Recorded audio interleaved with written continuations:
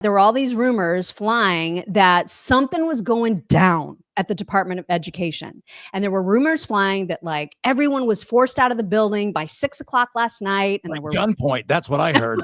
right. And there were rumors flying that there was a whole bunch of people that were going to get their pink slips essentially. And then it was confirmed. And Secretary McMahon posted a tweet before she went on the Laura Ingraham show last night to kind of discuss this whole thing going down. And she confirmed, she said, quote, as part of the DOE's final mission, the department today initiated a reduction in force impacting nearly 50% of the department's workforce. Today's RIF reflects our commitment to efficiency, accountability, and ensuring that resources are directed where they matter most, to students, parents, and teachers. And she went on to say, I appreciate the work of the dedicated public servants and their contributions to the department. This is a significant step toward restoring the greatness of the U.S. education system. Boom. This is what I voted for. Yeah. This is, of all the stuff that's been done, this is what I'm most excited about, because the education system is a hot freaking mess. And the problem is, it's not at the local level, which can also be a mess, but the Department of Education has way too much sway, and they don't really give schools that much money. Only about 15-20% of that money gets to your schools, and by schools, your district, and by your district, it goes to administrators and all these other people. Very rarely does any of it get into the classroom. So 90% of your stuff comes from the local side of it, but they had a outsized punch and influence based on the fact that they were the feds.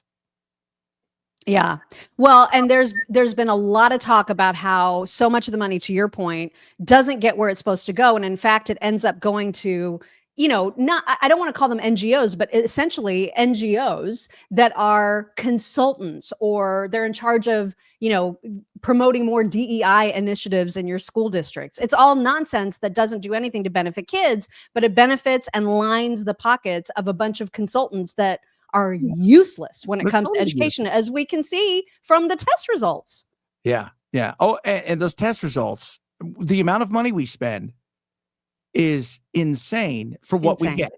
It's gone up 12.5% over the last 10 years or so, and our scores are going down.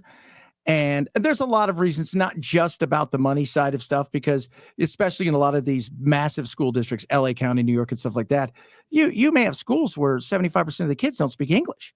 Yeah. What do you expect? So there's a lot of issues there, but the amount of money we were not spending in the classroom, but the 12 administrators, we don't need that. You're fine with something. You don't need $120,000 salary. And you don't need 17 assistant principals. No. Did you ever, when I was in school, there was a principal and there was a vice principal. And that is it. And they had a secretary. That was the administration. Yeah, the office lady. And that was it. No more than that. And I never heard my teachers ever complain about the fact that they had to do OnlyFans or they, whatever it was. I never heard them talk about being broke all the time.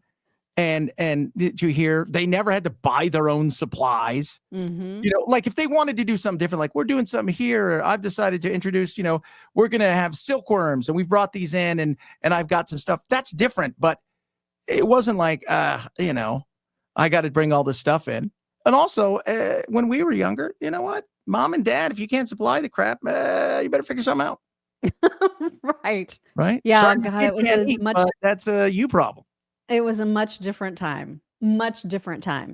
If you like plants, and I feel like everybody does, like even if you don't have a green thumb, you like the way that really nice landscaping looks, or like nice house plants make your home just feel more homey.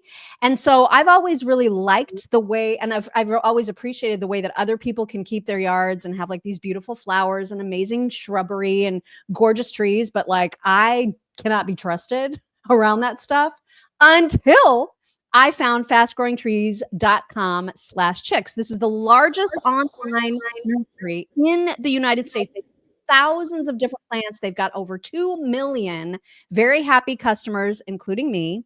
And that is because they make it so easy. First of all, you don't have to go anywhere and like lug plants home in your car and get dirt everywhere. They ship everything to you. They ship super easy to understand instructions on everything that you order that you want to plant, whether it's indoor or outdoor. And even I was able to plant successfully a lilac tree back at my old house in Indy. And I love that tree and I miss that tree, but I'm very excited because I've ordered azaleas. And so those are on the way. And so I'm pretty excited about it. Like I'm actually feeling kind of good about my thumb getting a little greener thanks to fast growing trees. Yeah.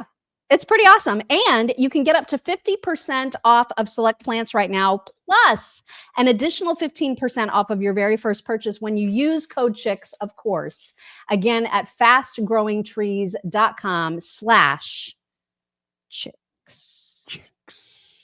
So anyway, that's exciting news. And, you know, Linda McMahon has been secretary for what, like 4 days? I mean, Yeah. she just got confirmed. So quite likely when you talk about a 50% riff just like that, you know, there's no way that she knows the 2,000 people that this affects. It's possible.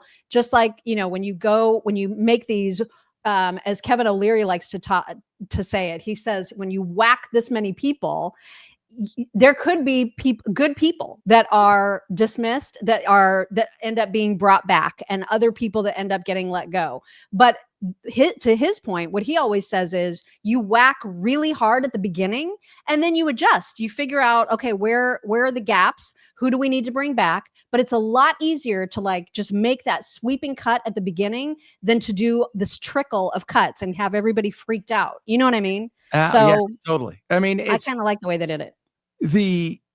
Everybody thinks, well, everybody hates the all of these civil. No, we don't. First of all, you're an employee. You're not a civil servant. You work for the federal government. Stop acting like you got some sort of special award, and which drives me crazy. But you it's a line item. These are numbers on a page. That's all they are. You don't get to know them.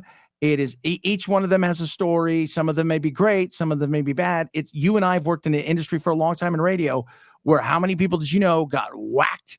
All the time. Great people.